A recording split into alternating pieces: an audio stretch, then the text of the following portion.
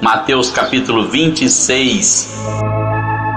E aconteceu que quando Jesus concluiu todos estes discursos, disse aos seus discípulos: Bem sabeis que daqui a 2 dias é a Páscoa, e o Filho do Homem será entregue para ser crucificado. Depois os príncipes dos sacerdotes, os escribas e os anciãos do povo reuniram-se na sala do sumo sacerdote, o qual se chamava Caifás, e consultaram-se mutuamente para prenderem Jesus com dolo e o matarem. Mas diziam: não durante a festa, para que não haja alvoroço entre o povo. Estando Jesus em Betânia, em casa de Simão o leproso, aproximou-se dele uma mulher com um vaso de alabastro com unguento de grande valor e derramou-lhe sobre a cabeça quando ele estava assentado à mesa. E os seus discípulos, vendo isto, indignaram-se, dizendo: por que este desperdício? Pois este unguento podia vender-se por grande preço e dar-se o dinheiro aos pobres. Jesus, porém, conhecendo isto, disse-lhes: por que afligis esta pobre mulher? Pois praticou uma boa ação para comigo. Porquanto sempre tendes convosco os pobres, mas a mim não me haveis de ter sempre. Ora, derramando ela este unguento sobre o meu corpo, fê-lo preparando-me para o meu sepultamento. Em verdade vos digo que onde quer que este evangelho for pregado em todo o mundo, também será referido o que ela fez para a memória sua. Então um dos 12, chamado Judas Iscariotes, foi ter com os príncipes dos sacerdotes e disse: que me quereis dar e eu vou-lhe entregarei? E eles lhe pesaram 30 moedas de prata. E desde então buscava oportunidade para o entregar. E no primeiro dia da festa dos pães ázimos, chegaram os discípulos junto de Jesus, dizendo: onde queres que façamos os preparativos para comeres a Páscoa? E ele disse: ide à cidade a um certo homem e dizei-lhe: o mestre diz, o meu tempo está próximo, em tua casa celebrarei a Páscoa com os meus discípulos. E os discípulos fizeram como Jesus lhes ordenara e prepararam a Páscoa. E chegada a tarde, assentou-se à mesa com os 12. E comendo eles, disse: em verdade vos digo que um de vós me há de trair. E eles, entristecendo-se muito, começaram cada um a dizer-lhe: porventura sou eu, Senhor?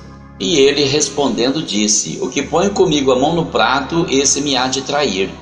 Em verdade o Filho do Homem vai, como acerca dele está escrito, mas ai daquele homem por quem o Filho do Homem é traído.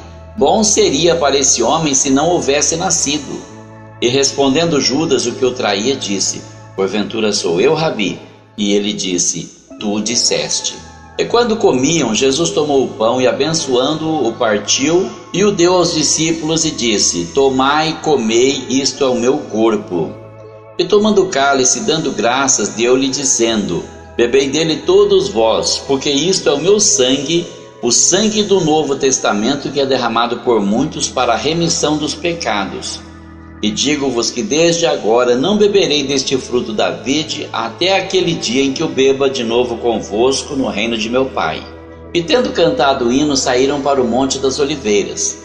Então Jesus lhes disse: todos vós esta noite vos escandalizareis em mim, porque está escrito: ferirei o pastor e as ovelhas do rebanho se dispersarão.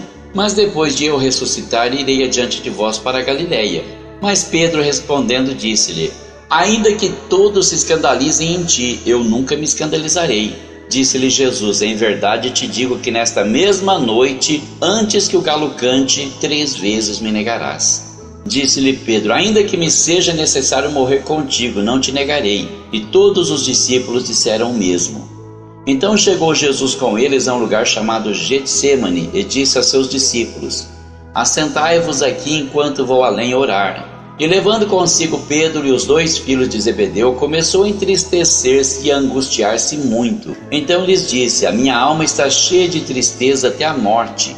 Ficai aqui e velai comigo.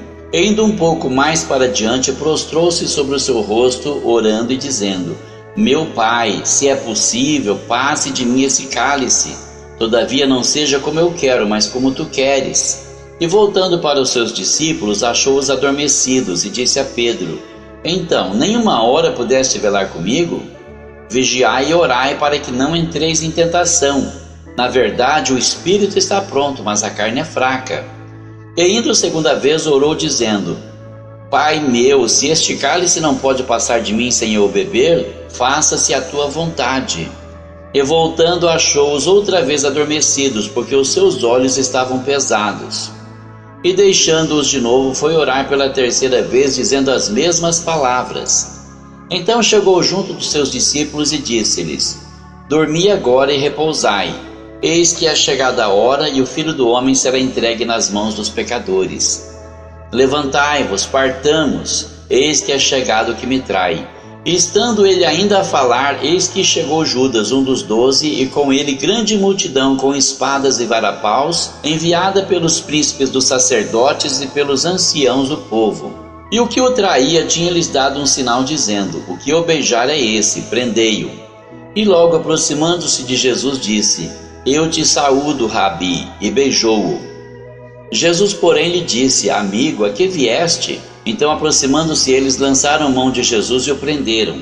E eis que um dos que estavam com Jesus, estendendo a mão, puxou da espada e, ferindo o servo do sumo sacerdote, cortou-lhe uma orelha. Então Jesus lhe disse: Embainha a tua espada, porque todos os que lançarem mão da espada, a espada morrerão. Ou pensas tu que eu não poderia agora orar a meu Pai e que ele não me daria mais de 12 legiões de anjos? Como, pois, se cumpririam as escrituras que dizem que assim convém que aconteça? Então disse Jesus à multidão: Saístes como para um salteador, com espadas e varapaus para me prender? Todos os dias me assentava junto de vós, ensinando no templo, e não me prendestes. Mas tudo isso aconteceu para que se cumpram as escrituras dos profetas. Então todos os discípulos, deixando-o, fugiram. E os que prenderam a Jesus o conduziram à casa do sumo sacerdote Caifás, onde os escribas e os anciãos estavam reunidos. E Pedro seguiu de longe até o pátio do sumo sacerdote e, entrando, assentou-se entre os criados para ver o fim. Ora, os príncipes dos sacerdotes, os anciãos e todo o conselho buscavam falso testemunho contra Jesus para poderem condená-lo à morte. E não o achavam, apesar de se apresentarem muitas falsas testemunhas, não o achavam. Mas por fim chegaram 2 testemunhas falsas e disseram: Este disse: Eu posso derrubar o templo de Deus e reedificá-lo em 3 dias. E levantando-se o sumo sacerdote, disse-lhe: Não respondes coisa alguma ao que estes depõem contra ti? Jesus, porém, guardava silêncio. E insistindo o sumo sacerdote, disse-lhe: Conjuro-te pelo Deus vivo que nos digas se tu és o Cristo, o Filho de Deus. Disse-lhe Jesus: Tu o disseste.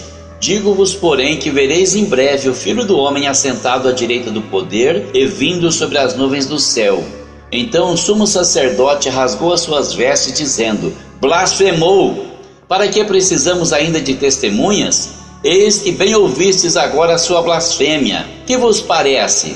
E eles respondendo disseram: É réu de morte. Então cuspiram-lhe no rosto e lhe davam punhadas, e outros o esbofeteavam, dizendo: Profetiza-nos, ó Cristo, quem é o que te bateu? Ora, Pedro estava sentado fora no pátio, e aproximando-se dele uma criada, disse: Tu também estavas com Jesus o Galileu.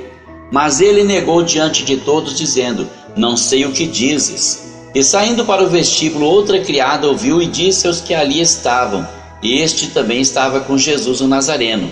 E ele negou outra vez com juramento: Não conheço tal homem. E daí a pouco, aproximando-se os que ali estavam, disseram a Pedro: Verdadeiramente também tu és deles, pois a tua fala te denuncia. Então começou ele a praguejar e a jurar, dizendo: Não conheço esse homem. E imediatamente o galo cantou. E lembrou-se Pedro das palavras de Jesus que lhe dissera: Antes que o galo cante, 3 vezes me negarás. E saindo dali, chorou amargamente.